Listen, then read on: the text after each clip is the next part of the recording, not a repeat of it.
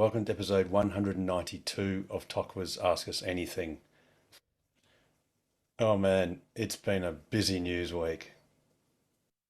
The Tokwa-sponsored Variety Club EV adventure through Central Australia has completed, with Variety CEO Chris Chatterton declaring the 10,800 kilometre simultaneous Model 3 and Model Y drive a great success. The long-awaited Tesla O'Connor grand opening is being held this Saturday, 31st of August between 9 a.m. and 1 p.m. This family and pet-friendly public event promises to be a great celebration of Tesla's commitment to West Australian Tesla owners.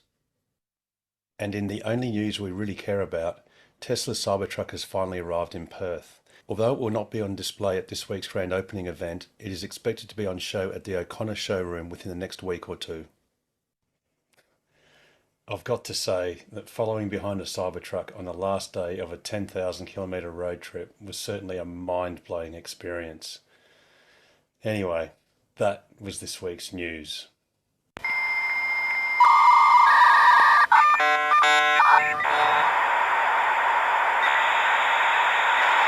Indeed it was, and welcome to another episode of Tokwa's Ask Us Anything.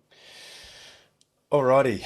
Before we get into those discussions, if there is anyone who is new and is comfortable in doing so, please unmute and say hello.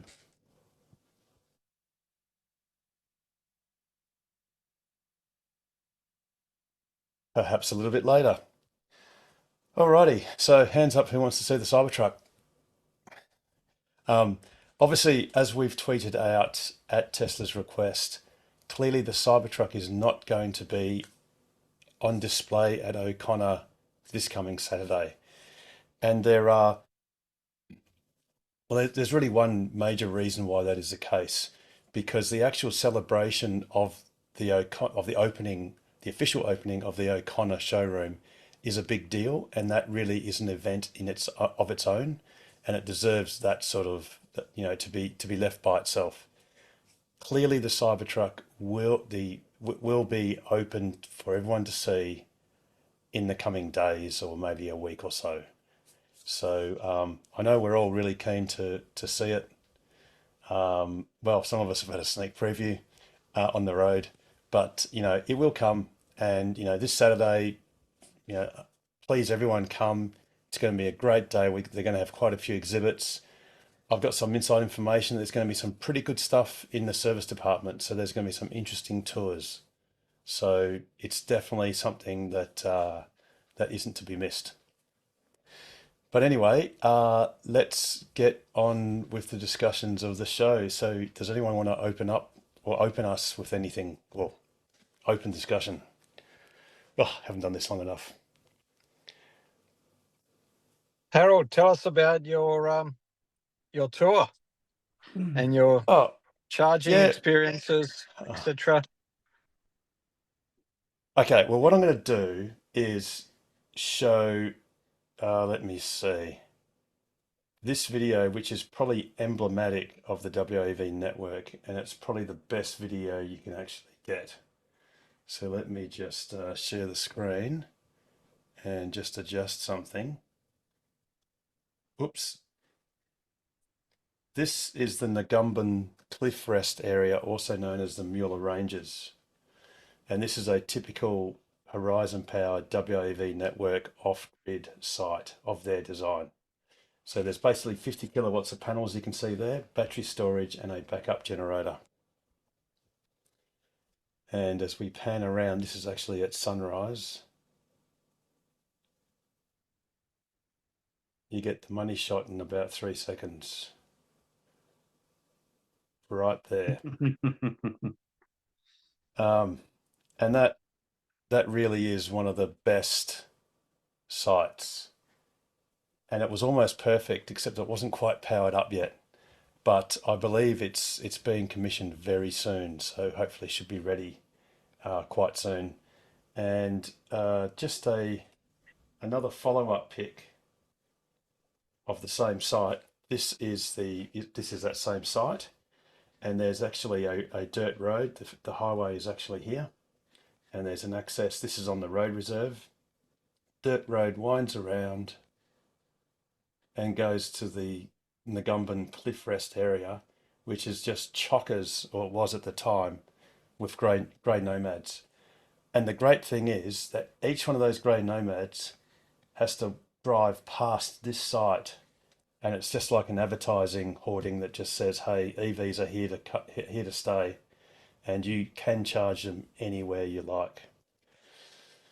So I guess that was one of the highlights. I guess a little bit later we'll get into some of the lowlights, and I'll bring up a logo which sort of highlights. It gives a clue as to what the lowlight was, and this is the NRMA's logo.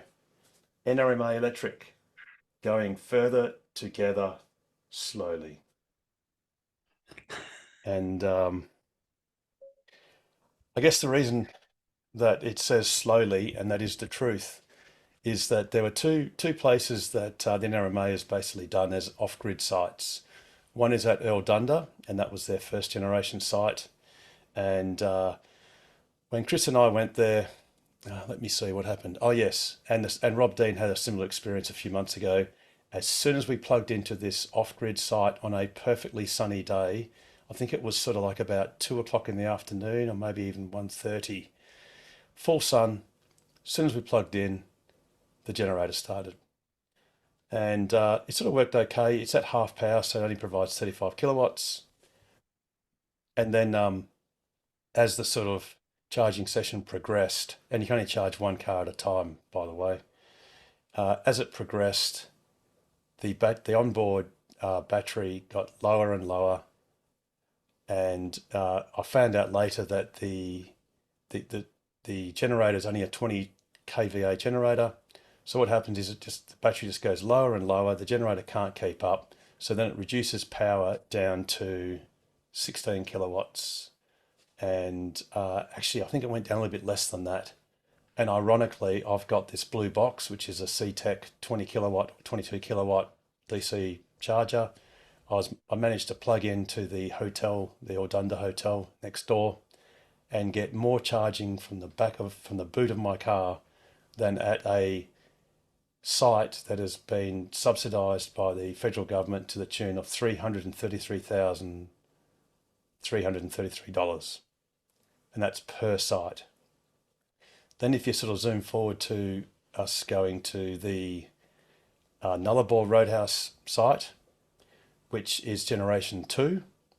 On this one, thankfully, the diesel generator didn't start. Everything worked quite well. The two cars got 40 kilowatts each, but then my car got a bit wavery, so I decided to jump off because we knew there was a BYD following us at O3, and I jumped off just to secure the 20 kilowatt or 22 kilowatt AC outlet, which has got the crowd-funded. It's a joint Ava, Toka, and Tokwa crowd-funded Delta charger. So I jumped onto that, and as it turns out, for the next half an hour, everything went really well at the other place where the BYD was getting 40 kilowatts, and Chris's Model 3 was getting 40, and I kind of went, "Oh, I'm a bit of an idiot. I sort of jumped too soon." But it was a slightly cloudy day, and sure enough, the onboard or the storage batteries went flat. And this time the diesel generator didn't start. And towards the end, the two chargers that were working were offering 4.5 kilowatts. And they were going to do that for basically the rest of the day. So Chris rang, he's the CEO of Variety, rang the NRMA helpline since there's a phone number there. Spoke to a lady who didn't really know much about it. He asked to speak to a supervisor.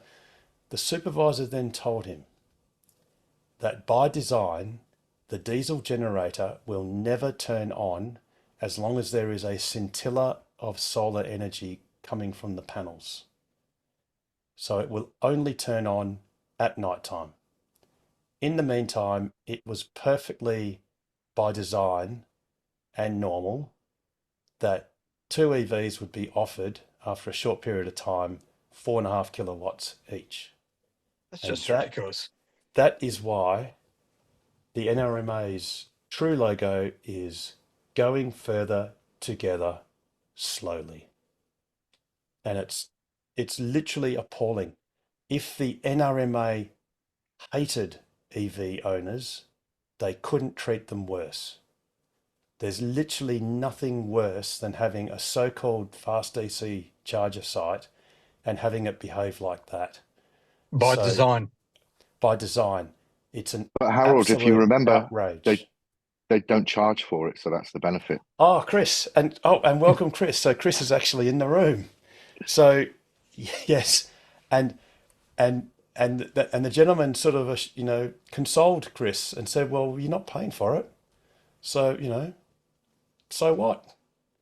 It's a specific outrage, and the fact that the federal government has put in nearly 40 million taxpayer dollars to an outrage such as this is just appalling. So what that gentleman said is actually technically not true, because Chris and you and I and every other taxpayer are paying for it. Oh, that's exactly right. So if something is free, someone else is paying for it, and we already have paid for it, and we are subsidizing each and every one of those 117 sites. Obviously, the majority of them are not off-grid, but 117 sites are being subsidized to the tune of $333,333 approximately.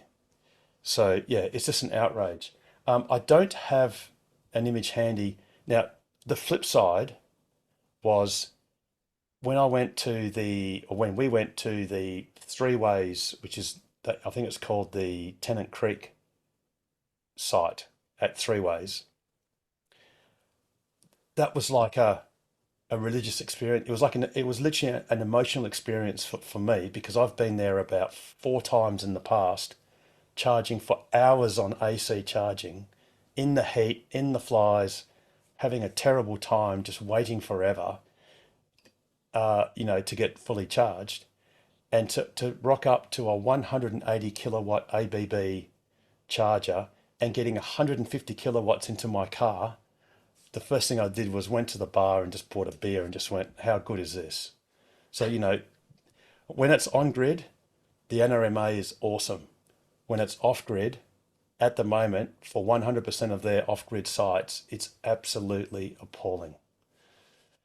So anyway, as Chris would say, because one of the hashtags was big EV, I think it was EV adventure, and yeah, he kept on telling me it's an adventure, and it was, it really That wasn't was. quite your response, though, Harold, was it? Let's be honest.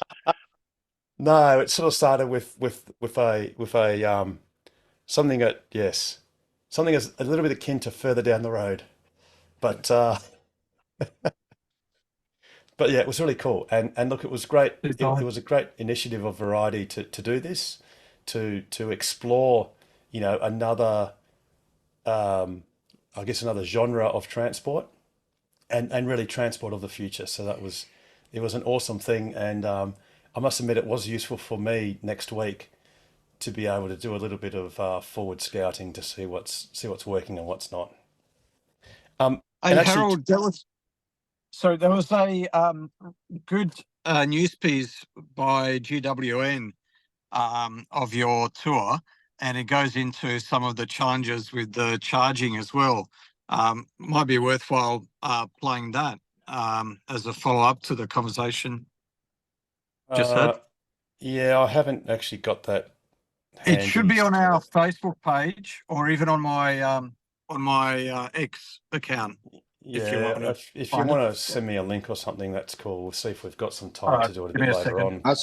As a little follow-up, I did email Chris Bowen because we've got a meeting scheduled with him in November, and send that through. He was very interested in our experiences and Oh, has that's awesome, confirmed our Chris. meeting, and he wants to talk about it with me when we meet him in, I think it's the first week in November we're meeting, which I know is ages away, but at least, we've got first-hand evidence that we can take to him and Yes. say, the amount of money you've spent is not, it's not delivering practical outcomes. Yeah, absolutely. And in fact, if I can find very You quickly, could, you'll have that's kind of good, Chris. You'll have time to record that hit song by then. I don't actually, just lip syncing. Nobody needs to hear me sing. It's a bit of a gimmick. I did do a record for 6PR last night. I don't know when it's going to be broadcast, but that he spent quite a lot of time talking about EVs and the widening reach. And the guy on ABC as well was really good and supportive. Tetlow, something Tetlow. Mike Tetlow, yep, Michael Tetlow. Now I've got, oh yeah, here is this. This is the Nullarbor site, and you can see 4.6 kilowatts. That's on the first tritium. Scan over to the second one. You can see it's a cloudy day. 4.5 kilowatts.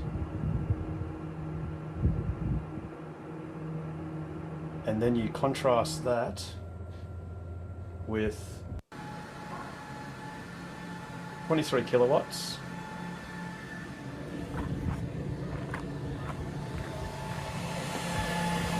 In a portable charger in the boot of the car.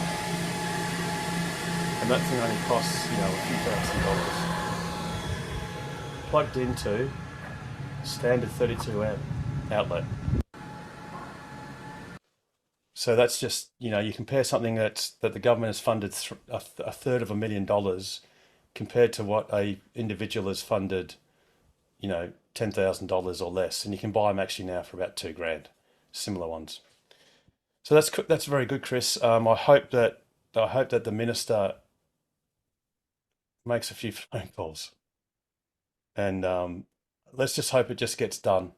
I'll be going through, because I hate myself, I'll be going through Eldunda twice in the next week and a half, and also the Nullarbor again, and we'll just find out what happens. But it's all cool. Anyway, enough of that. All right, now Chuck is, I did see him in the, oh yes, he is in the room. Some good news, Chuck. Mataranka is up, which I'm sure you might know about. No, maybe you don't. So Mataranka is live. I looked on ChargeFox, so that's south of Catherine. It's about 100k south, so that's really good. Oh, and my sincere apologies. I did look at the Tesla supercharger site at Port Augusta and found literally nothing. So there's zero site, not even a blade of grass has been harmed in preparations for it. So there's just nothing there yet. And that can happen because you never know what happens at these remote sites, because as I'm talking to you, I'm very quickly scrolling around and getting a picture. Hang on. There's a site here that went live today, and we got the very first picture of it. It's not anywhere exciting. I mean, relative to, Middle of nowhere. I'm going to paste it. Yeah, this site here popped up today. We had no construction photos of it at all, and it happens to be in. Well, I'll just let people guess where it is. It's not Tasmania. It's not WA. It's got olive trees. It's What do you like at GeoGuessr? pretty bad. Let me see. What's the species of that bird? Like. No, I'll tell you. It's Port Campbell on the Great Ocean Road. Oh yes, cool, awesome. Yeah, so I thought if this one can suddenly appear open today and no one saw a picture of it, then Port Augusta might as well. You never know. Yeah, well, I mean, I will be going past Port Augusta in a couple of weeks. So, Again. oh no, twice. Sorry, because I hate myself. So I'll be going past. I'll be going past in about like 1 week intervals. Probably by the end of next week and then the week after. So yeah, I mean, who knows? Something might happen. And then if that's not enough, then I know Steve is in the room. I know James is in the room, and we'll be pulling caravans because we collectively hate each other and ourselves, and we'll be going across and back in October and November. So we'll have a lot of eyes on Port Augusta for you, Chuck. No, that's all right. Yeah, the overall, if you look at supercharged.info and look at the overall, you know, the new planned sites and permit sites that have popped up in the last couple of months, it's getting a little bit the coverage is getting a little bit better. They go from Port Augusta to Cairns effectively if you include the planned sites. So Chuck, I think, was it you that put an ex post up extolling the number of years it would take to cross the Nullarbor, and now that's Yes, halved? yes, So I did. how did that go? Can you remind me of what those Oh, timeframes were and now are? I will. I'll just try and find them. Hang on. Um, I might have done it on the Tesla Motors forum as well, so it So while you're doing that, might be easy for me to find there. that's cool. While you're doing that, and we'll just sort of pin that for a second. Yep. Has anyone got any general basic questions, especially anyone who is new? So if you've newly gotten your car, and you've got some basic questions that you've been burning to ask, please unmute and ask away. And if you prefer, you can also just put them into chat, and we'll read them out as well. But certainly basic questions, because there's no such thing as a silly question. Anyone at all? I got a basic question for you. Oh, Shane, welcome. I swear that that I used to be able to turn off the little ding that happens when you turn cruise control on and off. You know, you put on your cruise control, and it goes bing, just gives a little chime, and then when you turn it off, it goes bing. I swear I used to be able to turn that off, but I can't find the setting to turn it off anymore. There's a toggle switch, Shane, for it. Yeah, do you know where it is? I'm actually Tesla-less today, so I'm in my vault at the moment. So I can't look it up. I don't have a screen to look it up, but it will either be under safety or autopilot. I think it might be under safety. Yeah, I couldn't see it, but all right, I'll have another look, because it seems after the last update, it seemed to turn back on again, which, you know, sometimes happens. And Yeah. Right. Yeah. Actually, I have got a question. Chris, can Yeah. you please ask the question about, remember how you lost power on something? Can you please ask how that gets resolved?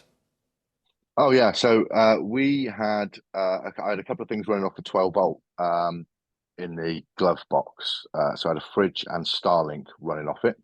And as we were driving up to Port Hedland, it just failed completely. And we couldn't figure out how to do it. So I think how you reset that is a really useful thing for everybody to be able to know.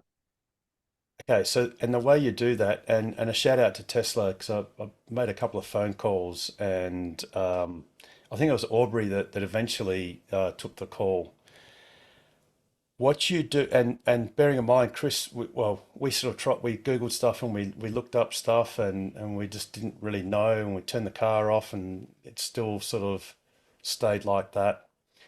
The way you do it is you've got to turn off Sentry mode.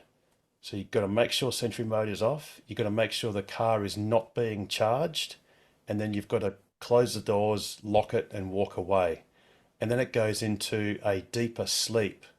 And when it does that deeper sleep, excuse me, when it goes into deeper sleep, it will then reset the E-fuse. So all the modern cars now have E-fuses. They are not physical fuses. They are just virtual fuses with a current sensing circuit. And when it goes beyond spec, it basically just sin bins that output until it decides to reset it. And to reset it, turn the car off, lock it, but you must turn Sentry mode off. It did not work until Sentry mode was turned off and the car was left alone for a few minutes. Then it reset. So that's a great thing, because, I mean, Chris, tell us what your drive would have been like without that 12 volt output. Oh, it would have been horrendous because the next couple of days were driving. We did Port Hedland to Fitzroy Crossing, then Fitzroy Crossing to Timber Creek. So they're both 1,000-kilometre plus days, with some charging issues in a place like Pardue, and we ended up at 8 Mile Beach, so we put us behind schedule. So going into Fitzroy Crossing, the last 5 hours were completely in the dark, and having no communications if anything had happened would have been, a fairly interesting situation. Added to the fact it was 38, 39 degrees when we were up at the top end. So not having a fridge would have also been quite unpleasant. But it was the communications things were critical. And from Variety's point of view and organizational point of view, we have all these processes and protocols that we have to follow when we do any kind of event. And this is one of our events. So that would have really jeopardized the entire trip if we hadn't got it working again. 38, 39 degrees. That's positively chilly. Not bad for winter. I think it was 48 when we were there. Yeah, it contrasted quite nicely with the 3 degrees at sunrise at Uluru. Yeah. Indeed. That was a bit chilly in the desert, that's for sure. Alrighty, so Chuck, Harold, did you... Chris, just one quick question on that subject. So doing a reset just with the 2 scroll wheels, Nope. that didn't work? No, that didn't work. No. Okay. No worries. Thank you. No. So as Aubrey described, you need to put the car into either an S2 or an S3 sleep. And so it's a deeper sleep. And the way you do that, like I said, was turn off Sentry mode, make sure it's not plugged in and charging, because that doesn't actually, I think that actually keeps it more awake than anything else.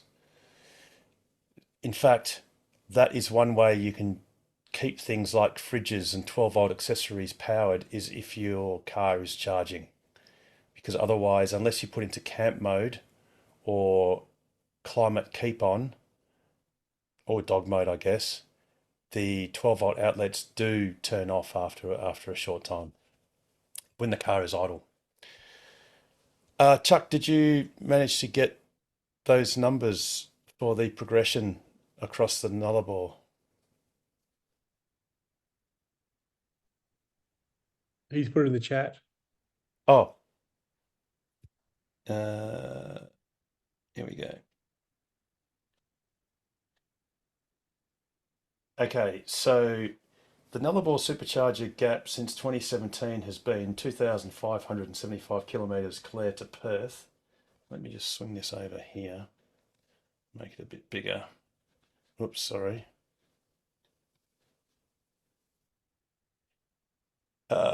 When Meriden was identified recently, I commented that it opened in that if it opened in 2024, then at this rate, 260 kilometre reduction in gap every 7 years, the Nullarbor supercharger route would be completed by 2080. With Port Augusta also spotted, if they both opened this year, it would make the gap to 2,125 kilometres. At the new rate of about 450 kilometre reduction every 7 years, it would be complete by 2052. Let's hope the rate improves in coming years. So 2052 is at the current rate. So I think a few of us will be quite elderly by then, but let's hope that that rate increases. But yeah, thanks for that, Chuck. And who knows? Alistair's got a question in the chat about punctures. Oh, yes, Alice. Oh, Alistair. What is the best puncture to buy for long trips or Tesla had foam? Okay. So the foam thing, well, according to a Bridgestone tire repair technician, the stuff that the sealant that you put into your tire out of a pressure pack, well, according to them, it wouldn't have worked because of the foam insert. The best thing you can do if you're on the road and it's an emergency repair is get one of those unvulcanized tire repair kits where you put basically a slug of unvulcanized rubber through the hole. That's the best thing by the side of the road. Obviously, you need an air compressor. Tesla does sell one at the Tesla store, but of course you can actually get any cheap air compressor, whether it's battery powered with a rechargeable battery or 12-volt powered from your 12-volt outlet.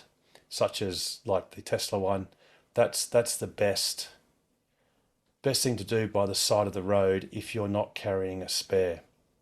Or even if you are carrying a spare, it's always good to try and fix a puncture to keep that spare for a true emergency if your tire shreds or something. And incidentally, of course, since my surname is Murphy, I got a fairly fast leak in the Model Y just in Port Augusta. So it's just one of those things that happens. And as I was about to do a U-turn to go to an Auto Pro shop, that I thought, oh, I'll just get a can of that gunk stuff.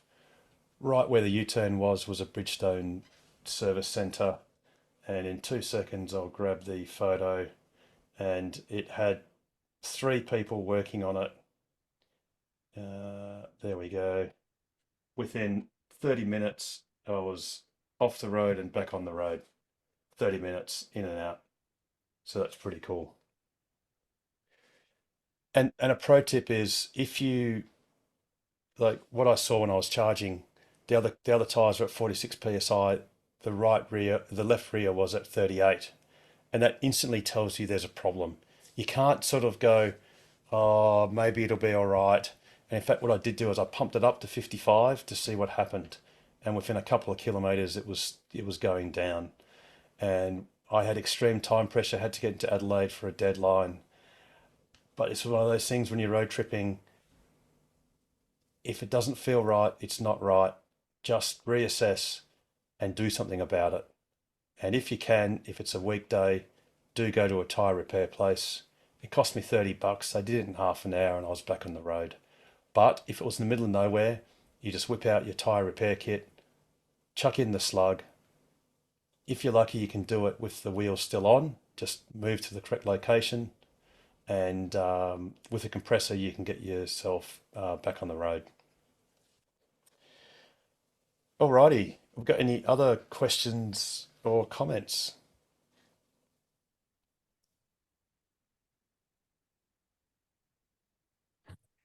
That GWN in the chat if you wanted to play it, if we don't have any other questions. We'll get. All right. I've got one question to ask, if Oh, possible. yes. Sorry. So And Colin, I just realised Colin's got your hand. Sorry, Colin, I'll come straight to you, but Mark, yeah. Let Colin go first. Oh, okay, Colin, okay. And then I'll go to you, Mark. Colin, you got your hand up. Sorry, just trying to start my video. Hi, guys. I question, if you have to store your Tesla for multiple weeks at a time, for example, if you go overseas or something, I read that the best thing to do is to leave it plugged in, but set the charge limit to 50% and just leave it plugged in like that. Is that the best way to go? I'm so glad you actually raised that, because I meant at the start of the show to raise a very important thing, which is new information, or it's a clarification of information. So and this is new information for people with the LFP batteries. Those are the ones, all the standard range new. So any Model 3 or Model Y that's less than a couple of years old is the LFP battery. You can tell when you look at the slider on the charge screen, it just has tick marks from 50% to 100%.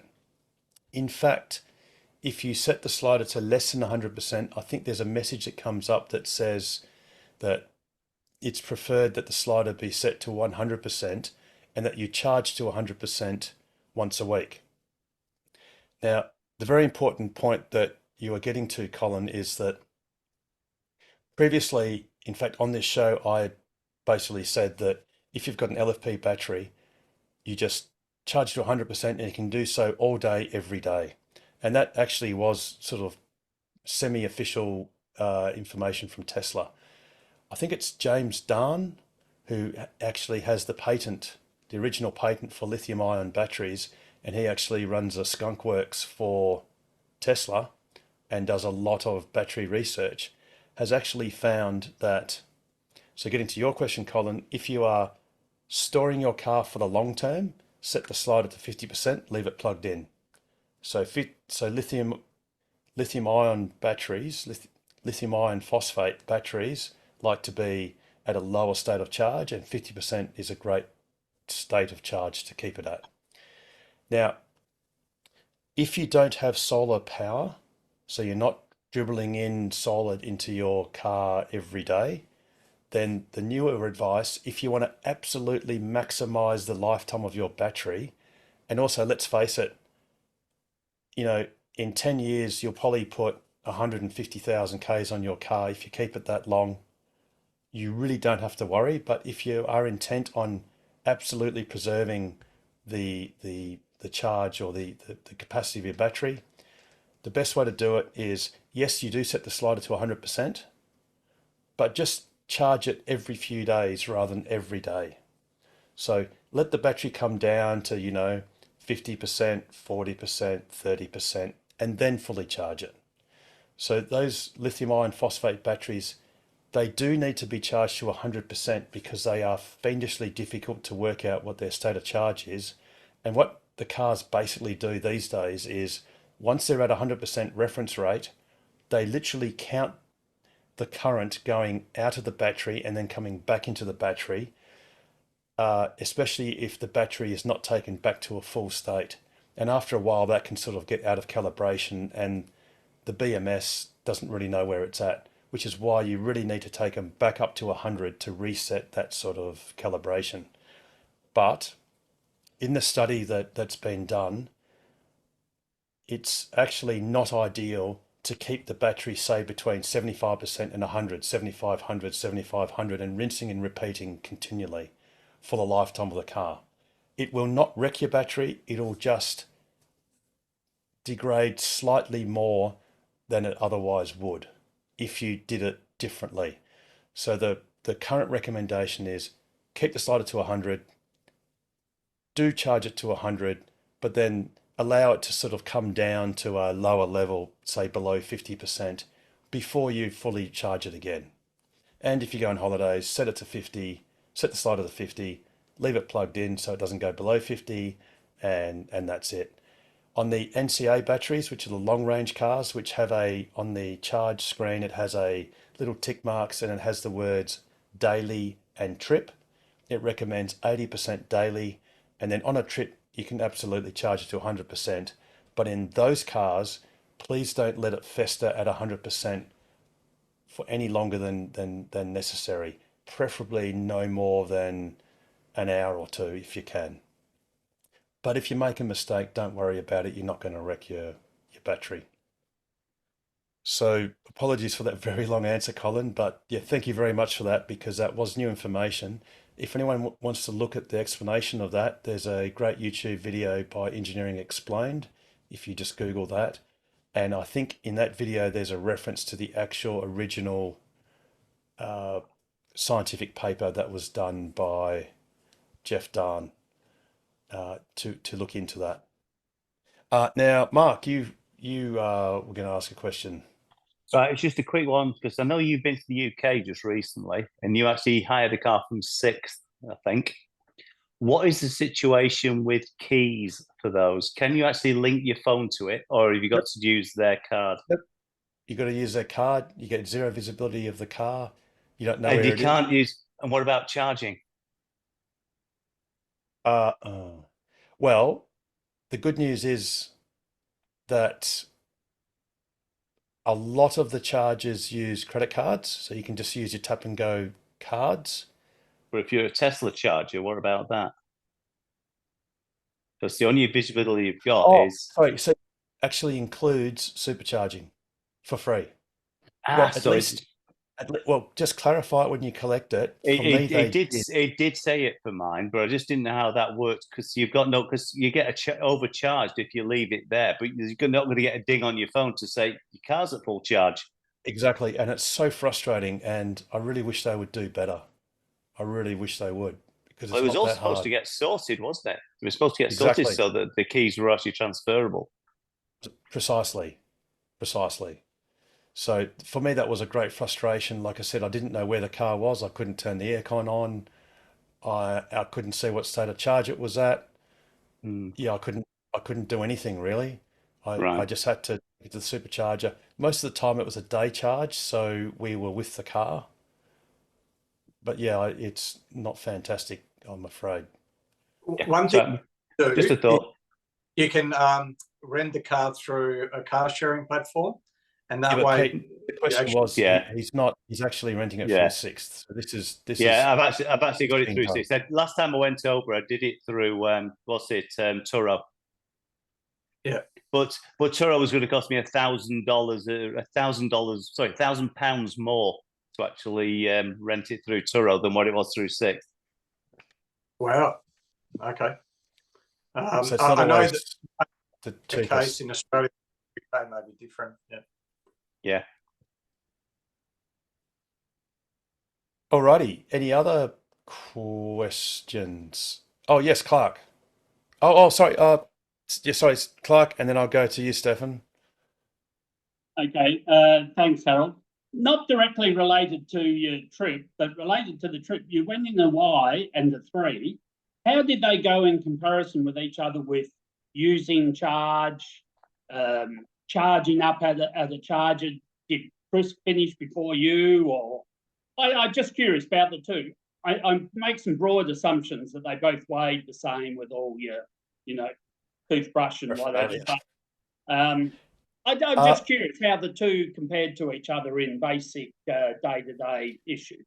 Off the top of my head, the Model Y got an average efficiency of the whole trip of 184 watt hours per kilometre, and the Model 3 got 177 watt hours per kilometre. The Model Y had standard 19-inch aero wheels. The Model 3, however, they were both long-range cars, dual motors. The Model 3, however, had 19-inch alloy wheels because the standard Model 3 aero wheels are actually 18-inch. So there's a slight aerodynamic disadvantage to the Model 3 over and above what it would have been if it was the aero wheels. Charging is the same, that the characteristics of charging is the same. But basically Chris's car was more efficient, although he did carry, I think it was 2 or 3 extra cartons of Diet Coke over what I carried. So his car was slightly heavier than it otherwise would have been. But really the cars performed pretty much identically in effect. Yeah. But as They're you'd both long expect, range, weren't they? they're both long range cars. Yeah. Yep. And I can report that the usable full pack in both cars was 74 kilowatt hours approximately that you could use. Yeah. And the buffer was about 3.5 kilowatt hours. So they started off at about 78 kilowatt hours total. Now, by way of comparison, my performance Model Y now has a usable full pack of 67 kilowatt hours. So I've got a 10% disadvantage. Excuse me. But I mean, that car has had a hard life, regularly being driven from 100% battery down to 1%, 0%, 2% regularly. And it's done over 110,000 Ks. So that's 7 years of average West Australian car use in 18 months. And the battery's only aged 10%. So again, getting back to the battery issues, you just don't need to worry about the battery packs because they are going to outlive the useful life of the actual chassis in the car. Yeah, I was just curious because obviously the two cars were doing exactly the same driving, same road, same conditions. I was just curious how if they differed, by any great percentage or whatever. I was just curious. Yeah. Thank So you. Oh, sorry. Go I on. was just going to ask, how did Chris cope with the long distance ones, 480? When you extended the range, Chris didn't do the 485 Ks because he charged at Colgara, I think. Yeah, Colgara. Whereas I was just fed up and I'd worked out if I just take it a little bit easy, and I think I caught a caravan, and I was happy just to sort of relax, and I was going to save a bit of time, and I thought, yeah, well, actually, and I hadn't actually, it I was actually charging at Aldunda for the second time in 2 days, and I would have had enough of it. So once I got to about 97%, I just clicked off, not actually thinking I would do the whole 485 Ks, but it just ended up happening that way. And oh well, one of the big issues we had, as Chris alluded to earlier, was vandalism was an issue. When I got to the Cooper PD charger, the poor Kempower didn't even have a screen. There was just a hole. The screen wasn't even there. But remarkably, the charger worked. So I then got some gaffer tape the next morning and gaffer taped up the hole so at least it wouldn't rain in on it. But yeah. I think the longest section I did was, I think I did a 429K, which was, absolutely fine. No problem at all. How many Ks did you have left in your car when at Pimba? Oh, Pimba, I had like 9. The worst one was Cooper PD. I came in at Cooper PD with 0%, 0% charge. But that was just titrating. It was doing exactly what Harold had said. And, we mapped the kilometers. We knew exactly how we could get there. So, I mean, I came in at 0%, but I did do most of the journey at 100 and something. So he's teaching you bad habits already. Well, no, it was effective use of the capabilities of the car. Well done, Chris. Well done. Thank you. That's right. You pay a lot of money for that battery pack, and you might as well use all of it. And look, and especially, we had to do this because you've got crappy outback slow charging. You don't do that on the WAV network when there are charges every 200 Ks. So, because you don't have to. But when you're stretching, when you've got either abominable DC charging or just slow AC charging, and you've got gaps, that's just the thing you have to do if you want to make effective use of your time and not waste too much time by the side of the road. You just do that calculation of sometimes the slower you go on AC charging, the faster the total transit time is. But look, it's going to be a thing of the past in the next, well, we don't know about the NRMA, but the WAV network will be all but complete by the end of this year. And, you will be able to go all the way from Kununurra and cross to, well, Eucla, basically. The last charger will be at Mundrabilla. And, you won't have to do these things that Chris and I and others have done. You'll just blat in your 200 kilometers of range added in 20 minutes and go to the next charger and just relax. Have you ever been bitten Stefan, in the bum? Oh, sorry, 2 seconds, Mark. Yes, Stefan, no you got a problem. question? I'll go back to you, Mark. You need to unmute. Sorry, Stefan, you need to unmute.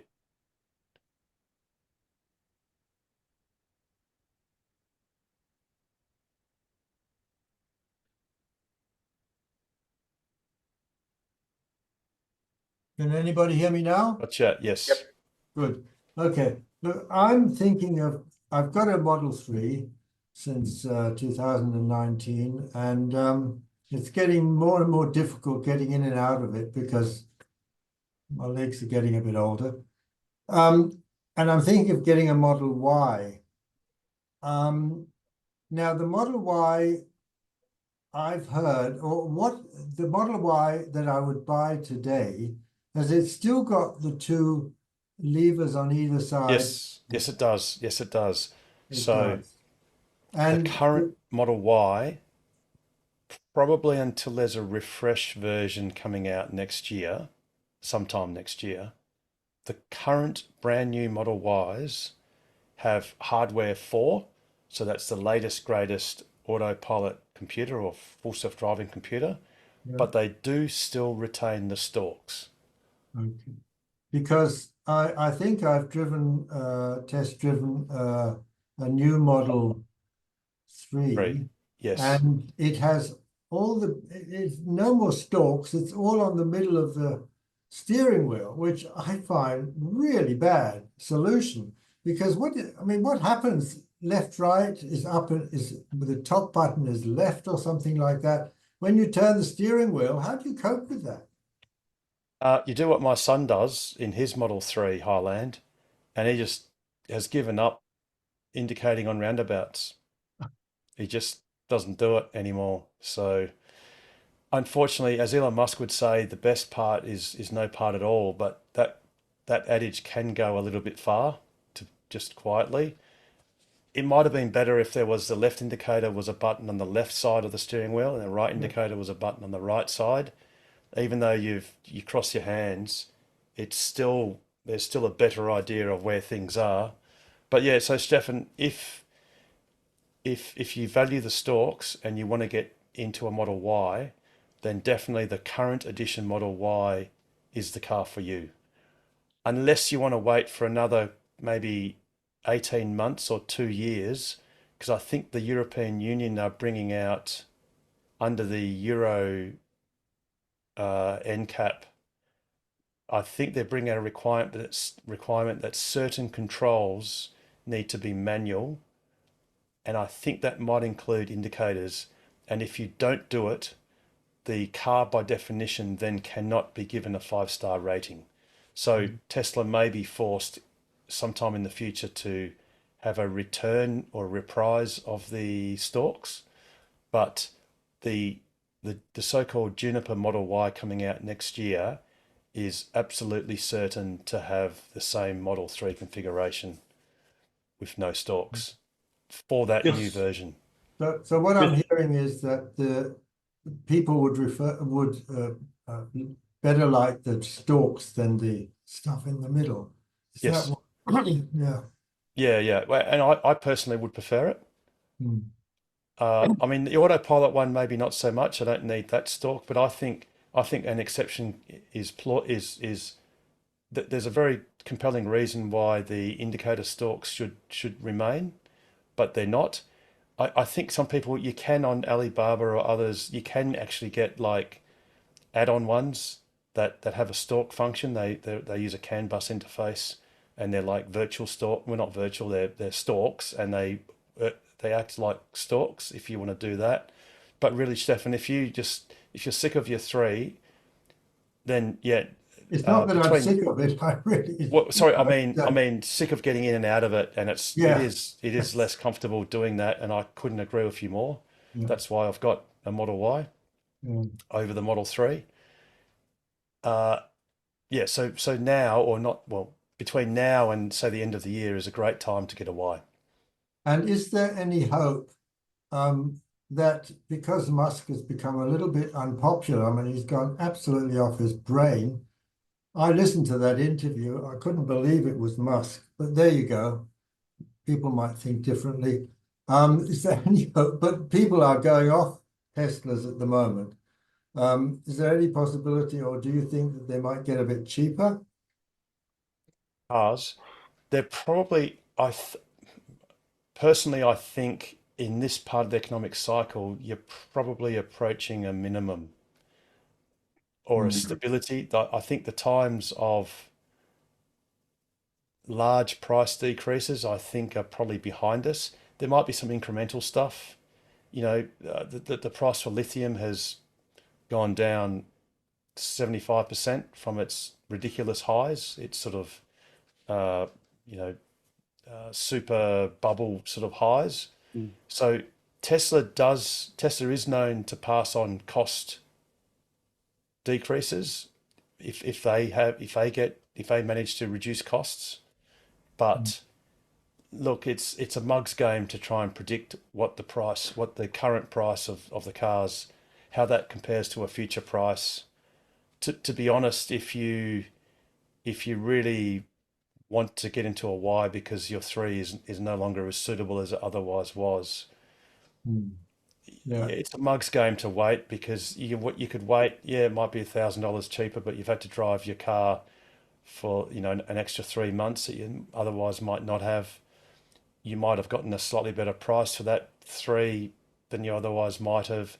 Yeah, the price might come down a bit. It might go up a bit. Who knows? Yeah. I mean, the Juniper should go up in price, which is what the Model 3 Highland did compared to its predecessor, at least initially. So who knows? Yeah. Notwithstanding Harold just said, I agree with everything Harold just said, but one additional consideration may be if Tesla does what it did last time when the Model 3 was refreshed to the Highland. If they have, and this is an if they have surplus stock at the end of the year or just before the Juniper comes out, then you may see some discounts on some stock, but there's a lot of ifs there. So, yeah, that's another consideration. And has anybody experienced trying to sell Tesla at the moment? Yep. So Stefan, the clear advice is when some smug person rings you and offers you an insulting price, you'll then inevitably tell them to go away, and then 2 or 3 months later, you'll actually end up selling the same car to someone else for less than that price. So cars like kids and parents are not in financial investments unless they're very special cars. Just sell it. Just sell it. Put it behind you. Well, I mean, I'm looking at carsales.com and so on, and mine is a end of 2019 performance or stealth model. I don't think I'm going to get much more than 45 or and just take it. Just consider that as an investment. The money you lost was the cost of driving that awesome car for the years of enjoyment that it gave you. You know, the best part of 5 years, and just put it behind you. If it means it costs you $6,000 or $7,000 or $8,000 a year, or $9,000 or $10,000, so what? Don't just automatically assume that you will get the best price on car sales. Do get a offer from Tesla for them to buy it back. One of our members sold his, I think it was a 2020 performance, and he got a few grand more from Tesla than the prices were advertised on car sales for. So if your car's in good nick, don't just automatically assume that you'll get the best price on car sales. But yeah, get an offer from Tesla first, and that way you'll know, a trading price, and that way you'll at least know what the bottom is. And if you get more than that through car sales, great. If you don't, you always know you've got a backup there. Yeah. I'm at the stage in life where it doesn't have to last that, where it doesn't really matter as long as I can keep enough money for the next, I don't know, 5-7 years or something like that, I'll probably be lucky. Things not an exclusive club. Now, with car sales, whatever you do though, just bear in mind you can get messed around an awful lot, and is it worth that messing around? Yeah, no. I got messed around big time selling a Volkswagen Golf, and at the end I was thinking, next time I'm just going to sell it to the dealer. It's just, I might get a bit less for it, but it's just not worth the hassle. Absolutely. Look, I agree with you. Yeah. Stefan, has your performance got enhanced autopilot or FSD or anything like that? No, it hasn't got anything extra. The only thing it's got extra, but I think all of the cars when you bought them then had this lifetime connectivity. Yes. Because nowadays, apparently, you've got to pay for it every month. Yeah, it's pretty cheap. $120 a year, Stefan. What is it, $10 a month or something like that? That's all it is. Yeah, cheap as chips. Yeah, mine is and it's with the car. It's not with me, unfortunately. It's with the lifetime of the car, which some lucky bastard's going to get. But anyway, there you go. All right. Thank you.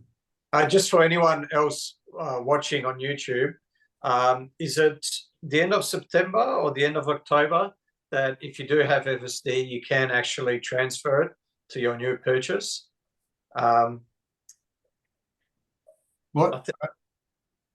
My lifetime connectivity? No. Your FSD. Full self-driving. Oh, that. Yeah, no. That's not something I'm missing, really. I don't think I'll get into that because it doesn't work. does it actually work here? Are you allowed to have it in Australia? No, It not does. yet. Not yet. Well, not yet. to its fullest extent. No. Now, Clark actually made a comment about the $3,500 WAEV rebate isn't going to last forever. It's actually going to last until the 10th. Sorry, I'm just trying to find it. 10th of May next year.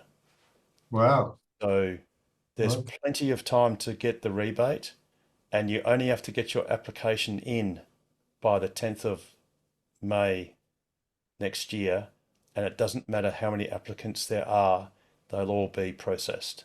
So there is plenty of time for that. So, you know, any So time. that's only up to a certain value, isn't it? Oh, sorry, yes. So that's up to $70,000 dutiable value.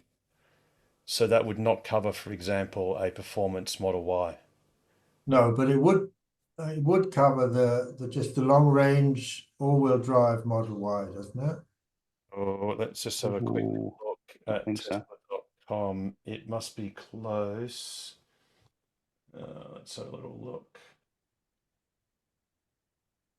If we just scroll down to Australia and vehicles, Model Y. If we just go Poverty Pearl White and we're in WA, long range. Yes, let's have a quick look. No, subtotal is 71,700. I'll just check that that's got no other fancy features. No, doesn't qualify, Stefan. So I'll just have Steffi might be check able and to have one. inventory though. That's a demo, or you know, you might be able to find one in inventory that's just below the 70,000. Yeah. Yeah. Yeah. yeah, how do we go on? Where's inventory? That is so annoying. Vehicles, inventory. Okay, so if you look at inventory in WA and we click on Model Y and you want long range, rear wheel drive, rear, all rears at the moment.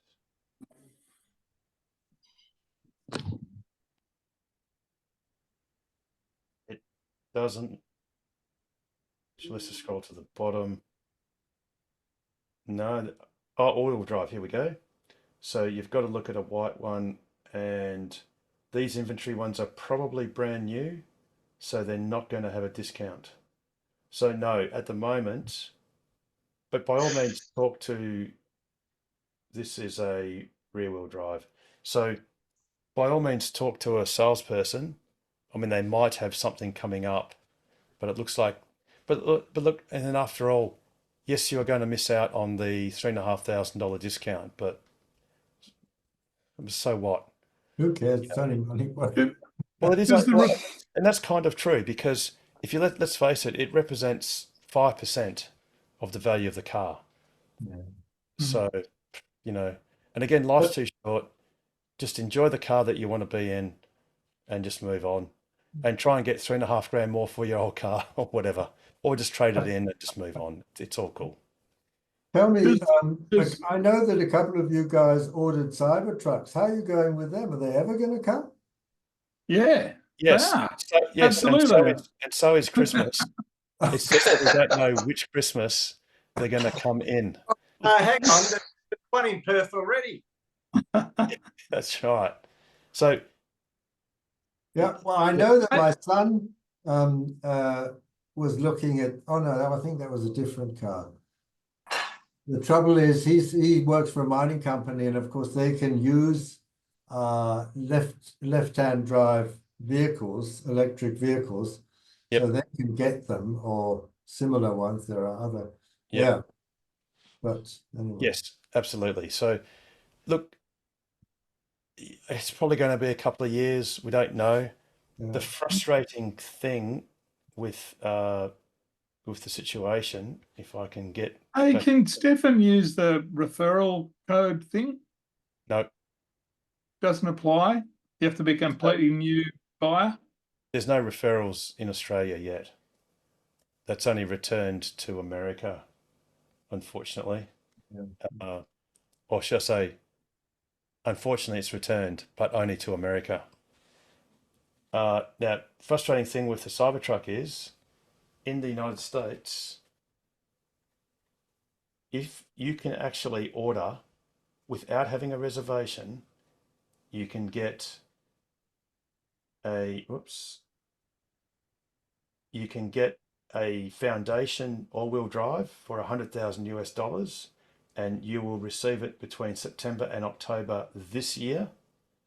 And you can order a Cyber Beast, which is the tri-motor, for 120,000 US dollars, and you can get it between October and December this year. And that's if you just log onto the website and just order it, if you live in America. Yeah. So anyway. Now, the really disappointing thing is that the Cybertruck's going to be over here, and I fly to England on the 5th of September. Yep. And I've been waiting to see it, and I'm going to miss it. Yep. And I'm leaving Perth in my car in a caravan on this coming Monday, so I'm sure to miss it too. But hey, I got to sit behind it at 98 kilometers per hour, looking at the back of the car for 63 k's. So I've had a pretty good look at the back of it. So yeah, well, I'll be half a world away. Well, you Not can a few feet. go and look at the Tesla Semi in Europe, because there's two of them. So there's a spare one. Yeah, the Cybertruck, I've sat in one. It's just another car, you know. Oh, bugger off. Yeah, there's one. Look at that. Big one. There it is. Yeah, exactly. Oh, but yeah, jealous. maybe a couple of years. That's my guess. A couple of years. And But who knows? Who knows? Alrighty. Have we got any questions or comments? I've got a question. Yes, Richard. How do you set up charge on solar? Well, you need to have a Powerwall in the first instance. Yeah, got two of them. You need to use your newest. You need to get the newest app. And How do you get the newest app? Oh, Gen 2 charger. No, I don't think you need the Gen 2 charger, do you? I thought you needed a Gen 2 charger. No, I think it's the car that does it directly. Ah. I did hear that on a podcast. You make sure that your Powerwalls are on your same Tesla app, and after that, I've no idea. I don't have a Powerwall, unfortunately, so I've never tried it. So how do you get a new app? How do you update your app? Okay, so if you're unfortunate enough to have an iPhone like I do, frustratingly, you have to go into the App Store, just in the search, just search for Tesla. And it's really silly because then you'll see the Tesla app, which you already have. But if you click on it, if it needs an update, it'll say get update. Otherwise, and if it doesn't need an update, it'll say open. Just open, yeah. If it just says open, it means you already have the latest version. It should be working because mine's working.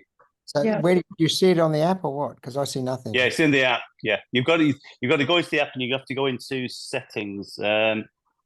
Is it the settings? Hang on, I've got to get my phone. Thanks. I've actually got a Powerwall now, a Tesla Powerwall too. And that all runs off, which I was very surprised, off the same app as the Tesla. Yep. It's all in the same ecosystem. Yep. It's really good. Richard, I updated my app and it did it automatically. So I just went to Tesla and then Tesla Lifestyle, and then it just said open. So so that means it's just tap on, because it'll be like a sec. Let me see what it looks like. If you go to there is a new update. There's a scan code to connect your card to the app, and it's proving a little bit troublesome. So you'll just see an open. Oh, it's a bit small, but mine just says open. So other times it'll say update. Yep. But Mark's got his phone now. Yeah, I'm just looking at it now. Right. Where is it? Where's charge on solar? Just give me a second. No worries. Harold, can you hear me? Yes, Mike. So I found it because I'm using it on my Model 3 Highland. So if you go into schedule and then scroll down to the bottom and it'll say edit charge on solar, click on that, and then there's a toggle switch that you can actually turn the solar on and off. And then from there, you can actually adjust the amount of charge you want before it goes to solar. So you can go from your battery or straight from the grid and all that sort of stuff. So I've got mine set to 80%. So 80% it'll go from the battery or the grid, and then anything after 80% is on solar. So mine just says schedule and it's got precondition and charging. It hasn't got what you just said. So, but you've got to scroll right down to the bottom. Right down to the bottom. So, What and it'll side? be in blue, it'll say edit charge on solar. I haven't got charge on solar. So, So you haven't set it up then probably. that's what I'm asking. How do I set it up? Well, I've got a Gen 2 charger, so. Yeah, it's under vehicle charging. It should be under vehicle charging. Mine's already set up, so it's not actually giving you the option. Your question. I don't know. If you go into vehicle charging, so first of all, you go into settings, then vehicle charging, and it should do charge on solar. Hang on, slow down. I'll just close the app. Just open the app. There's my car.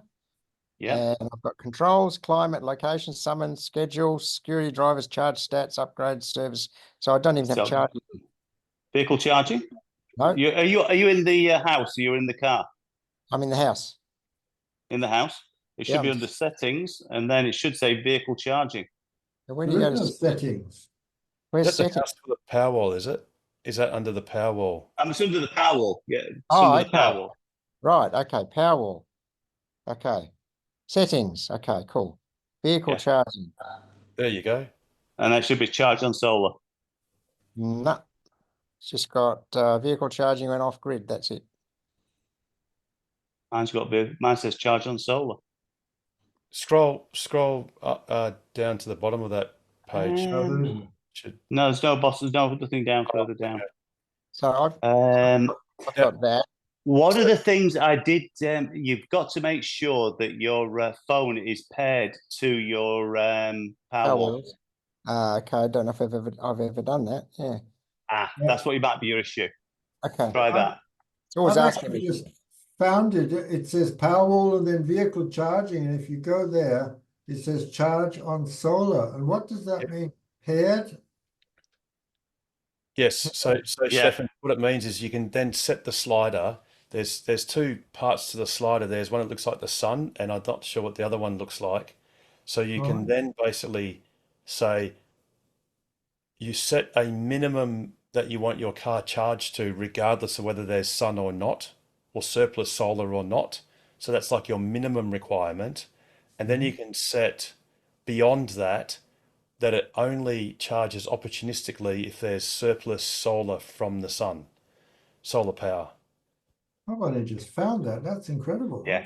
The other thing is that you don't get those settings until it's actually plugged in as well. The car's got to be plugged in at that point in time. Okay, cool. Right, so yeah, I've got to.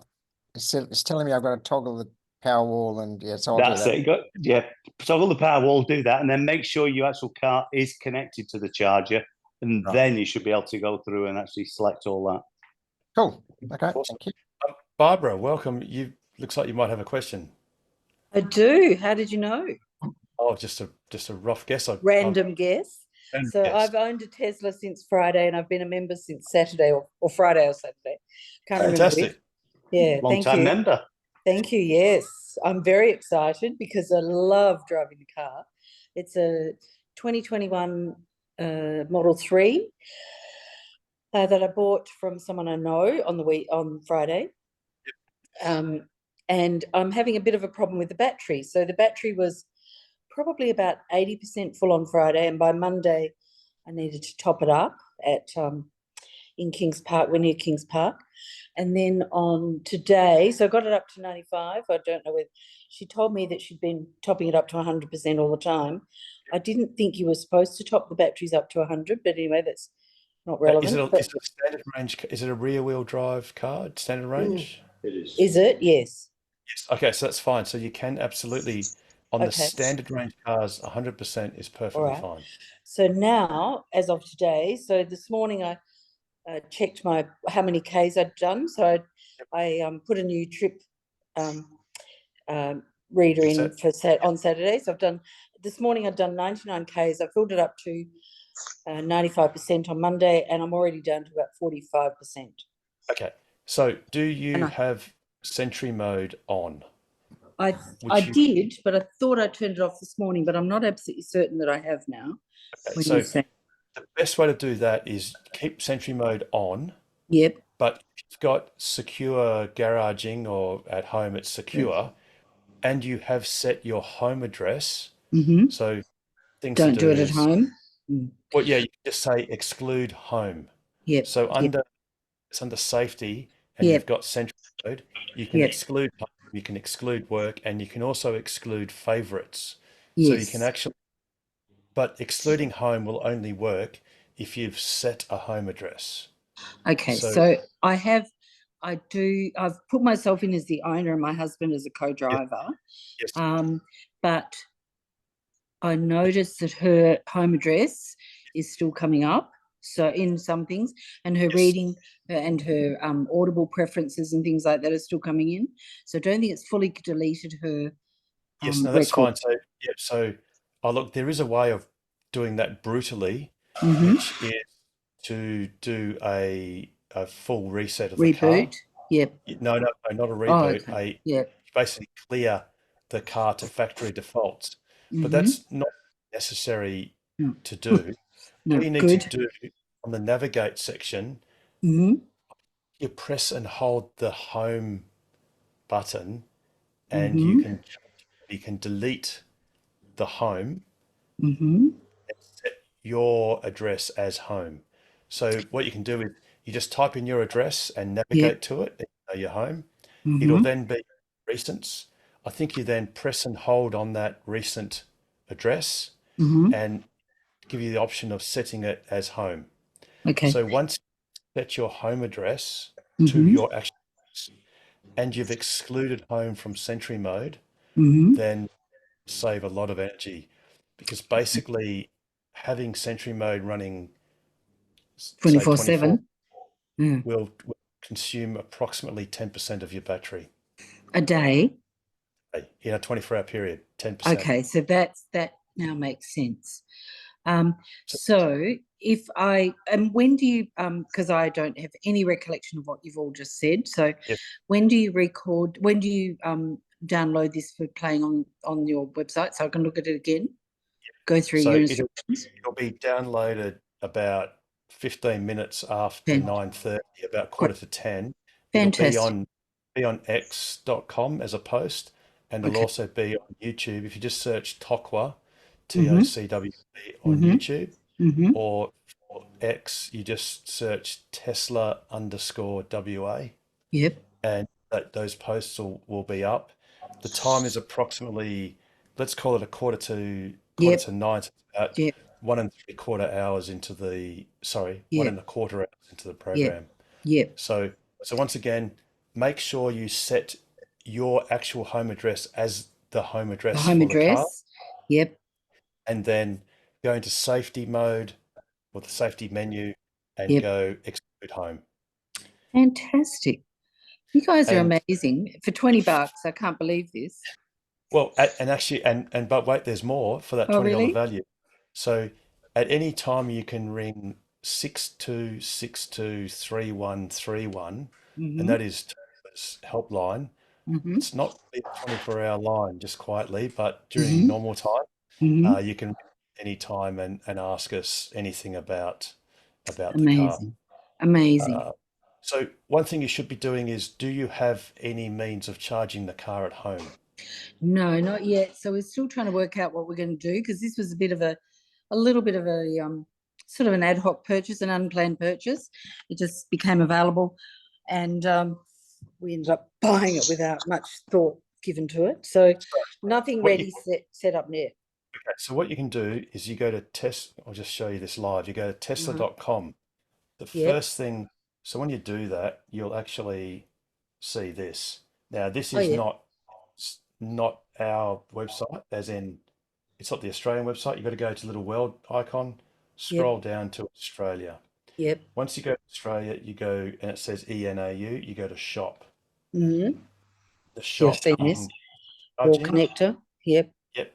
The wall connector, there's another level. Just depends. One of the more useful chargers is just the UMC, which I was just trying to find it on the. Oh, here we go. Mobile Yep. connector, Okay. $150. Yep. So this has got a 10 and 15 amp plug. So Mm-hmm. you can just use this, and you literally, when you log into Tesla, or you can do it. I think you can do it on the app actually. Yep. On your. So you've obviously set yourself up on the Tesla app. I have. And Yep. you can actually also buy it through your app. Okay. I think that is under. It's under your account. Okay.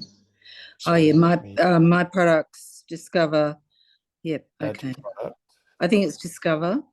Yeah, Tesla add shop, browse. to Yep. wall power, wall connector. No, that's not Says going. Rise. Sorry, that's not it. Okay. Where's the shop? Shop Apologies. apparel. So I've got the wall connector here. Stay charged. Yep. Okay. Yeah, and you basically want or even if you use the website, just you can get the mobile connector for $550. Yep. You can plug it into any PowerPoint.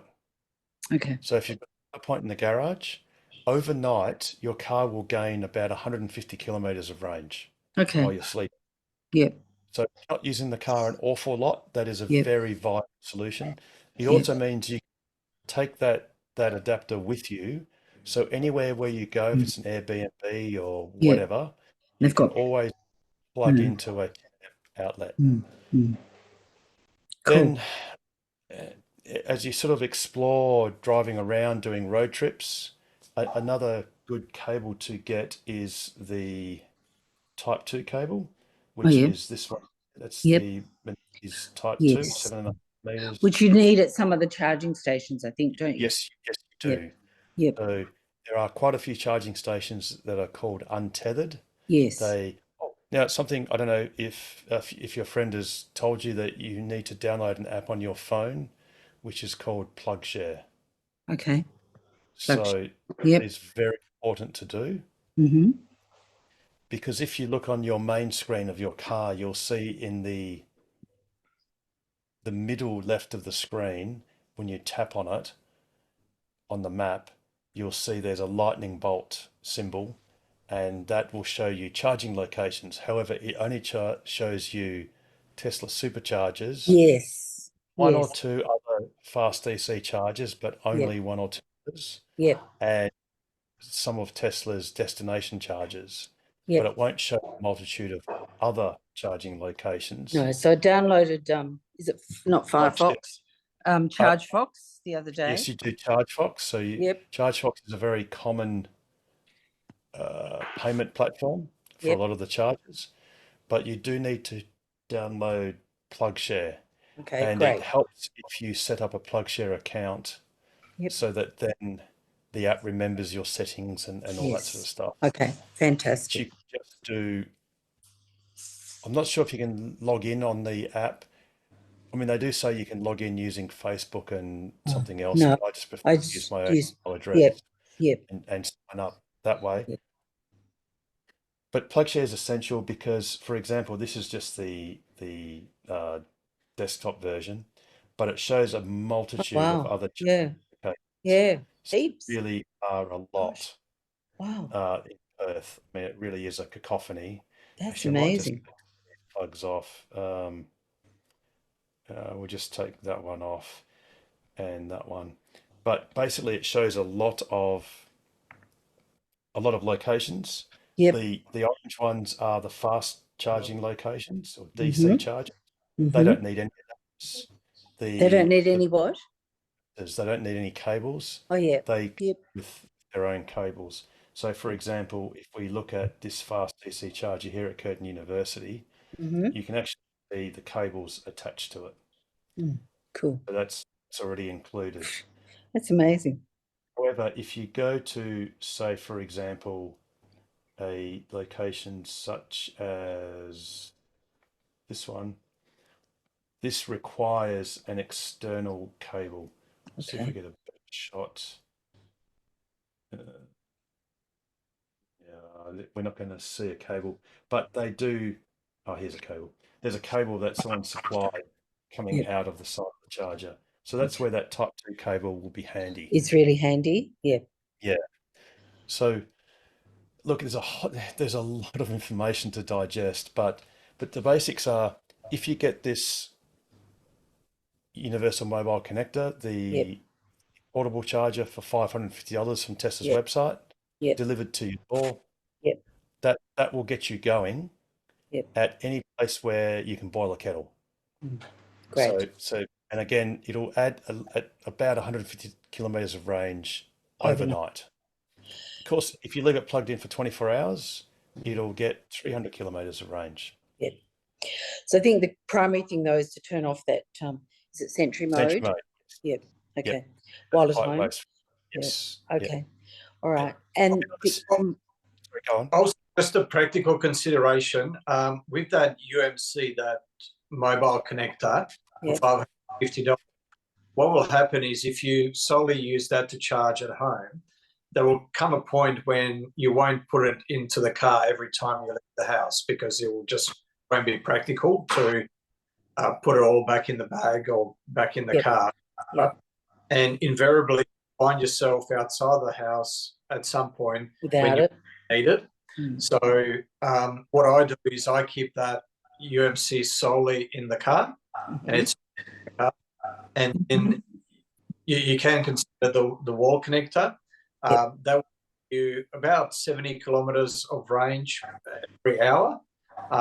So you'll be able to recharge overnight to 100%, every single night. So you'll be able to every morning with the battery at 100% if that's what you wish to do. Okay. So there's also, if you Google TOCWA, TOCW, then type in what to expect when you're expecting your Tesla. Article for new Tesla owners. They go through quite a few things. Goes into charging, goes into other things. How to set up a screen, the safety menu, etc., and so on. So like your own little personal tutorial. It's one that Pete wrote. So it's on our website. Yeah, what to expect when you're expecting, and you can just search for that on the website, or you can just put in Google, just put in TOCWA, what to expect you're expecting. Great. And that should show the page. Okay. Now that's all sounds fabulous. I can't wait to go back and look, and I'll watch it while I'm in the car and try and do it all while I'm there. Otherwise I can't log in next week because we're going overseas on Monday. But so that's been incredibly helpful. Thank you so much. Am I allowed one more question, or is there someone else? Absolutely. No, you sure? Absolutely. Yes. All right. No one else is waiting for a question? No, go for it. Okay. All good. Is there? I didn't pay for the $10,000 software upgrade. Haven't got that. She did have that on the car, but she's transferred that to her new Tesla. Do you know whether the one without that I can use like a cruise control system? Because I'm finding that keeping the speed really difficult. Okay, so so absolutely. So just check in your menu. In fact, when you're driving, you should see. Do the double click down. Yeah, that's right. You should see a grayed out steering wheel. Yep. And you should also see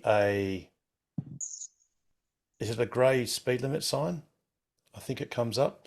So if you do one tap of your right stalk, you should get into cruise control. And it will stay at the speed that is basically the speed limit that is set. So it stays at the speed limit of the road, or the of the road you're driving. Oh, fantastic. while you're driving. Now, Okay. be aware that it will not stop for things like traffic lights or Yep. stop signs or Yep. way signs or roundabouts. Same as But the other cars that I've had. Yep. yeah, but if there is a car in front Mm-hmm. and that car to view is slowing down for a stop sign or a red Mhm. light or whatever, Mm-hmm. then the car will stop behind it. Great. Fantastic. Look, it's funny because yesterday I was driving, or today I was driving, and I thought, God, I'm sure that was just cruise control, but I had no idea what I'd just done to Yep. set it So up, and I couldn't replicate it. Yeah. That's a single tap. In fact, actually, you can change whether it's a single tap or a double tap. Yep. I Yep. highly recommend you do the double tap for autopilot. I thought That's she in the had a double tap in there. That's what Yes. she told me, and I did Cool. that, but it said it can't be done. So It's probably because you haven't got it enabled. So to actually engage it, like Harold said, you press down once. You don't Yep. have to press all the way down. You just have to go down to the detent. So when Yep. you feel resistance, the resistance. Yep.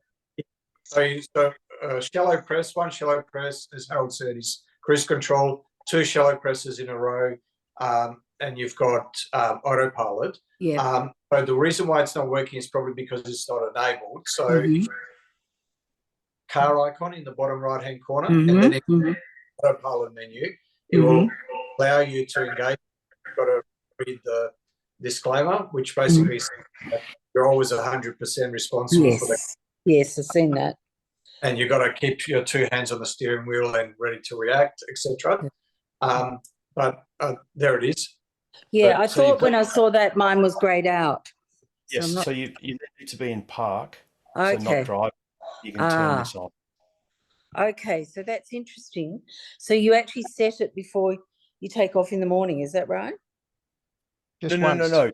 Just do it once. Just You have to do it once, and then Okay. it'll maintain that setting. Okay, cool. Harold, can you put that up again for a second? And you So, need to Pete, be by on the a way, road. just It's got FYI, lines on Pete, you're crackling up really badly on your voice. I don't know. A little bit. It's like it's cutting out, or it's cutting in late and cutting out early. Just letting you know. It might be And trying to do once some. you set up, you've got to be on a street that's got lines on it. You can't have an online street. Okay, fantastic. So You also if you can, you also need to keep pressure on the steering wheel.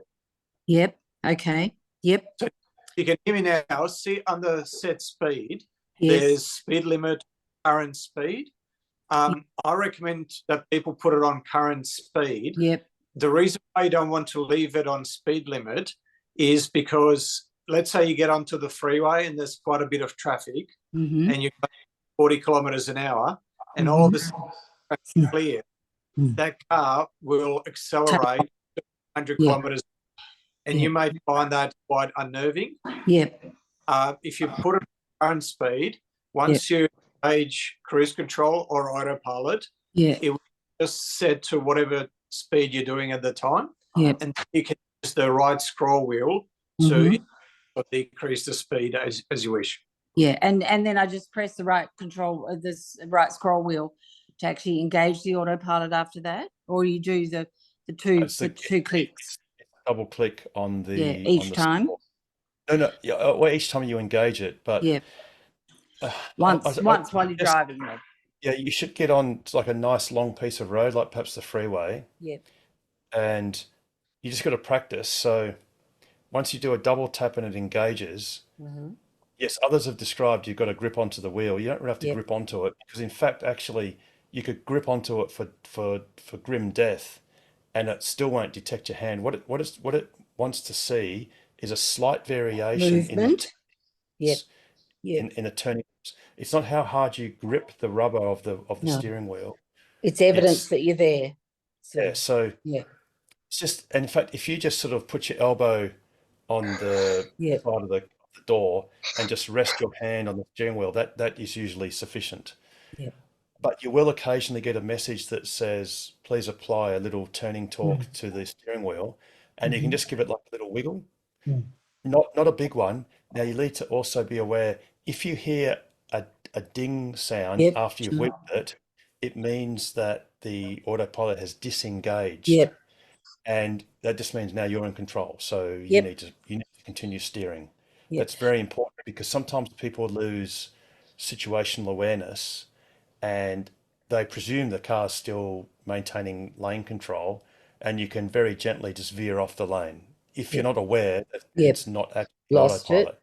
Yep. You can always see it's in autopilot because you'll see in your car, you'll see 2 blue lines in front of the car projecting forwards. And you'll also see the steering wheel symbol lit up blue. Yep.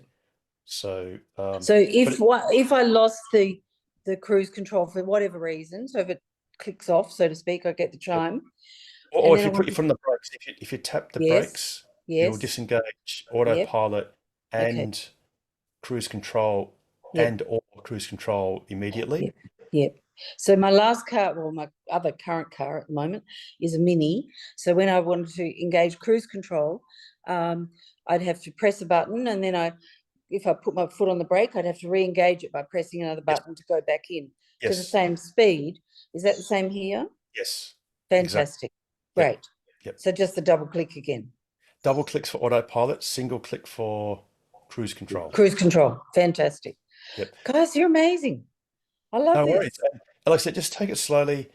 A lot of people freak out at autopilot and all that sort of thing, but once you get used to it, it doesn't take very long to get used to.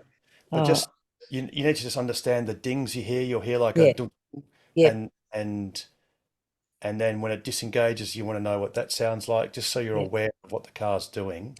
And once you know what the car's doing, you'll be super relaxed, and it'll just be an enjoyable experience. Oh, look, it's been enjoyable so far. So fantastic. Can I add one thing, Harold? Yeah. Yeah, Mark. Just very quickly. You said you're going away on holiday. Yep. And how long are you going away for? Well, nearly 7 weeks. Can you give us some advice on what to do with the car while she's away? Oh, Because thank otherwise you. she's going to come back to a flat car. Well, I know that's probably going to happen anyway. I've already worked that out because You of don't how want much that is to going happen. through. You don't want that to happen. No. Okay. So you do need to get the charger. So how quickly are you going away? Very soon or Monday? Bugger. You can borrow mine. Okay. Where do you live, Barbara? Swanbourne, so I'm quite near you. Yeah, okay. So Saxon, if you can please send a private message to Barbara and just give her your phone number, and then if you two get together. That'd be amazing. Saxon, are you sure? Yeah, assuming you've got a PowerPoint nearby. I do. The car. We do have one in the car, Yeah. in the garage. Yep. I'll come and pick it up from you. I'll come see you, because then I can show you how to put Sentry sure? on when you're not at home and stuff. Oh my God. And Barbara, set your charge limit to 50%. Okay, fantastic. That's wonderful. Barbara, just one more bit of advice. When you're driving with autopilot, if there is a emergency, just react the way you would. Yeah, with a normal. Yeah. So whether that's to hit the brake, to swerve, or to accelerate to get out of a potentially dangerous situation. Yeah.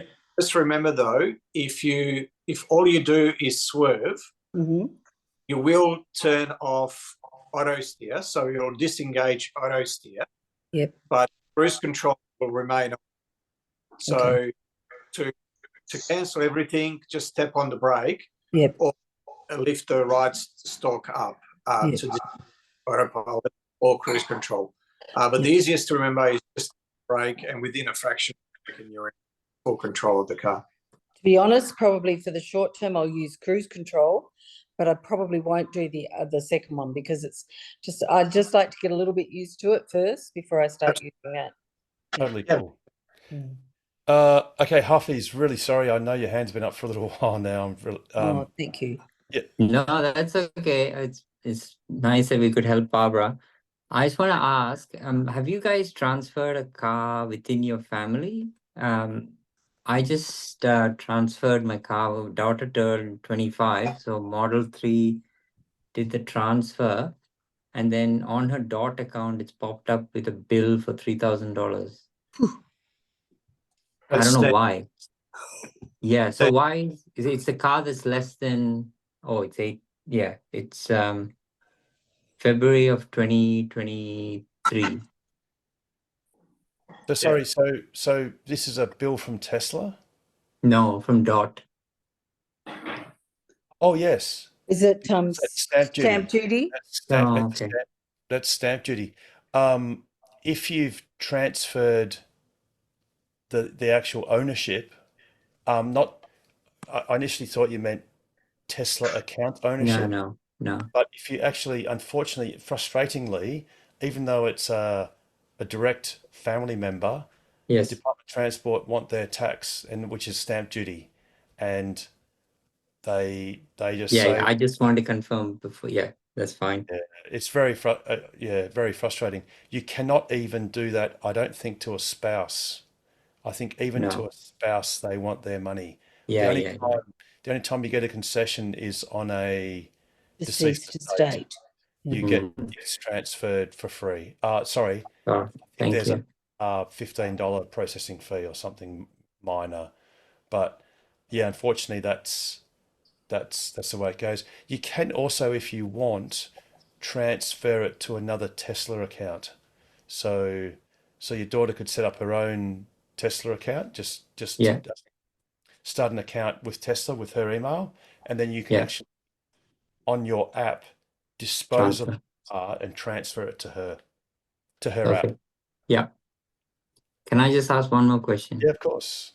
iPhone users, we have an issue doing conference calls. So if I'm talking to my wife, and then if my daughter rings, you know how you do add call, one call always drops out. It only happens in the Teslas because two of the cars are Teslas. Has somebody else faced that? Weird. Never done such advanced telephony Sorry. techniques. Look, could you try and transfer the call to your phone, even though you won't be able to hear them? Oh no, then it's hard because both of them are driving, and we're just trying to do it through the buttons. But yeah, I just thought somebody might have faced it. It's just a bug. That's okay. No, sorry, no. That's okay. Thank you, though. I don't even know how to transfer. I don't even know how to do that, to be honest. It happens. Yeah, it works really well in other cars. So my wife is the only one that doesn't drive a Tesla, and she gets really frustrated because she can do it in her car. But thank you. Actually, speaking of bugs, I don't know if anyone else has experienced this. My car is 2024.26.7, and I've got my seat warmers and steering wheel warmer set to auto. And first thing in the morning, it doesn't matter what temperature you set the cabin to, it does not come on. So I think there might be a bug in that software. So if anyone else cares to have a suss tomorrow morning. I've noticed mine hasn't come on recently. There you go, Mark. So that's it. Yep. Yeah. Yep. They've ripped us off. And I dare say it's because in California, it's not very cold in the morning. So they probably... So we have to go to manual sausages, unfortunately. What version are you on, Harold? Because I did mine this morning and it came on. 2024.6.7. Sorry. 2024.26.7. Yeah, that's what I've got. And you've got mine recently, I've noticed mine hasn't come on. Yep, and you've got the different visualization of the air conditioner system. The graphics now. Yes, the new graphics, yeah. With the recirculates in the wrong place. You just can't find it at first glance. At least the auto is actually more obvious because it actually says auto for the steering wheel heater and the seat heaters, but they do not work. I've set it to high, which is full flat out heat, and neither the steering wheel nor the seat heaters come on auto on the auto setting. Yeah. So there's a bug. So I excuse me, I dare say there'll be another minor point release where they say minor bug fixes and enhancements. I'm semi-retired, so I don't go out that early. But I've noticed it didn't come on when I was expecting it to, so I just thought it was me. No, it's not you, Mark. It's me too. Okay, Mark, you've got Mark with a C. You've got your I hand haven't up. got a question. I've got a comment. I just had a quick look on the Department of Transport site, and there's only there is a provision for when you transfer a vehicle between you and your spouse, if you've had a spouse for more than two or a partner for more than 2 years, it's the stamp duty that's exempt, but you still have to pay the transfer fee. So I just thought I'd just provide some clarification there. And the transfer fee, although the transfer fee is only 30, 40, $50, isn't it? Or Correct, something? yeah, but you don't pay, from my understanding from what I've just checked out on the transport site, because it did twig something when somebody said you get stung even between yourself and your spouses, spouse. yep. But Oh, there cool. is So more than there's 2 provision years. for a spousal transfer. Oh, okay. Thank you. Thanks, Unfortunately, Mark. in Huffy's case, it was a daughter. Thanks, Micah. Yeah, no, it's a bit, Thank you. bit too far removed there. Apologies. Yes. Couldn't do anything there for you. No worries. Cool. Alrighty, we've got any other questions or comments? No, Except just to the say, I up- can't believe you guys. Sorry. Oh, you no, go. we're real. No, we really are real. We are believable, Barbara. I know. It's amazing. It's like being part of the best group in the world. Sorry, Well, Carl. it is, even if we say so ourselves, you Yeah. know, and welcome to the club. It's called Ask Us Anything. Exactly, and that's what it And is. Harold or Pete or all the rest of them can do it. Okay, Sorry, Mark. Carl, I didn't back to mean to you. interrupt you there. I say back to you, Mark. My charge on solar is not working. I've paired my power wall and it's just not there. Oh, you're just not doing it right, Richard. I Just know that. Which way are you holding your mouth? keep trying harder. Carmen, you were going to say something. Yeah, go. when I've got the last update, my phone key is disconnected, and to connect it, there is a scan code. And I've tried that, but it's not working. To connect your phone key to your car. I did have something go on with one of the cars. It was one of the variety cars that didn't seem to want to have a phone key. Yeah. So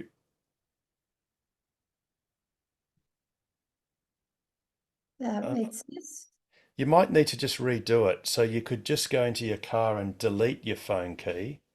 And while you're sitting in your car, under locks, in fact, I'll just see if this website. Well, yeah, so under locks, you go into locks and you go add key, and then it'll come up with a screen that has, it's either a key fob or a key tag or a key card, or it'll show a phone app.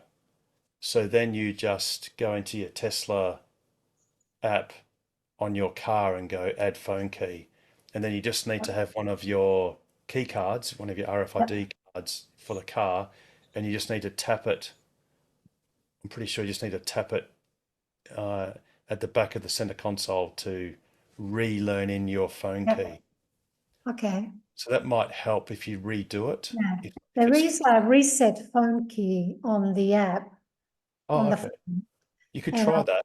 And I did that, but it worked for traveling that day. Then when I turned it all off, the same thing happened. So I might have to. Yeah, I'd try and just delete the phone key. Yep. And then try and redo it. Okay. I mean, I'd try that first. Okay. But make sure you've got a key card. Yeah, I have. I always keep one in my wallet. I never use it. I do too. And in fact, the only time I use it is if I need to add or delete a phone or I've got the little wireless remote key fob for my model. So that's the only time I ever use my key card is to literally add or delete other. Well, it's been fine for 3 years, but all of a sudden. But what is the scan code? I don't know. I really don't. It's just come up. It's only come up on the last update. And is that the Tesla? Is that the Tesla app is saying? No, it's the car saying it. Oh no, sorry. Isn't that? I thought that was for. Sounds like Apple. Apple Music or YouTube. Sorry, YouTube Music or Amazon Music, which I don't use any of them. Oh, okay. Because if you press on those apps, it comes up with a QR code, just like you Oh, see oh, on the screen there, but that okay. one's not related. No, And I do Audible or ABC or 6PR radio. so Audible was actually, isn't Audible an app now on Tesla? Or Audible, yes, Audible used to work, but it doesn't work anymore. You have to connect, it's an app and you have to pay for it. right. Yeah, okay. Well, that's the only QR code I've seen Yeah. to do with the phone key. Well, not phone key. That's the only QR code I've seen on the Okay. touch screen of the car. I'll take a screenshot and in case it doesn't work and go through it all again. Yeah, cool. I mean, frustratingly, I tried to add YouTube Music, Yep. and it came up with a QR code, and I scanned it with my phone, and it opened the YouTube app, which Yep. I'm logged into, and I had to say yes, it's me, and it comes up with a number, and on the phone it has three numbers, and one of them's the correct one. So you tap that, and you think, yippee, it's going to work, and then it just bombs out and doesn't work. So I don't know if anyone's had success in adding, for example, YouTube Music to the car, or at least the account. But yeah, at the moment it's not working very well. So there might just be a couple of bugs. Problem is with Tesla, they come up with a new software update of the app or of the car or both, and sometimes there's a little glitch. But I think deleting your phone as a key and then reinstalling it Okay. hopefully fix it. Yep, thanks. And the showroom at O'Connor Yes. is opening on Saturday. Yes. So I had a guy called twice today. He spoke so fast I couldn't understand a word. Had to listen to the message 3 times. And I thought it was a scam, but it was Kieran from Tesla. I think he's looking at old information, and I was on a list waiting for a car, but that was 3 years ago. And anyway, I talked to him, and then he said he wanted to invite me. I think it was an excuse, but he said he wanted to invite me to the opening of the O'Connor showroom next Saturday. Yes, Yeah. this Saturday. Yes, yes. And in fact, if you had RSV, Is on. Topcar going as a group or? Yes, very much so. So, in fact, there's going to be a Tokwa talk. So there's going to be a welcome by Rob Dean, our chair, Okay. and there are going to be a couple of cars. There's going to be the Variety Model 3 Highland that did the 10,000K trip through the centre of Australia. There's going to be a Model Y towing a caravan, and the caravan will be there showing it charging other cars. And that Model Y has been around Australia 3 times, so there'll be a display. There's also it's like a family occasion. You can bring kiddies, grandkids, whatever. There's going to be nibblies. There's going to be tours of the service area and some interesting talks about aspects of service and things like that. So yeah, it's going to be a pretty big deal, and yeah, I highly recommend anyone that can make it comes. Yes, it closes at 1. Exactly. So it opens at 9 and closes at 1. What time's the Topworth bit? Don't know. To be Did honest, I hear 11? you might have heard 11. I don't know. So possibly, I don't know. I really don't know. Now, obviously, Tesla had asked people to RSVP if you'd gotten the email, and then what they then do to an RSVP is ring the person to clarify how many people are coming. Oh, okay. Catering purposes and things like that, because I want to make sure it's well catered for. Yes. But look, it's going to be a great event. I think there might be some Tesla executives coming from over east. I think that's a thing, which would be cool. And ironically, I went to O'Connor. I think it was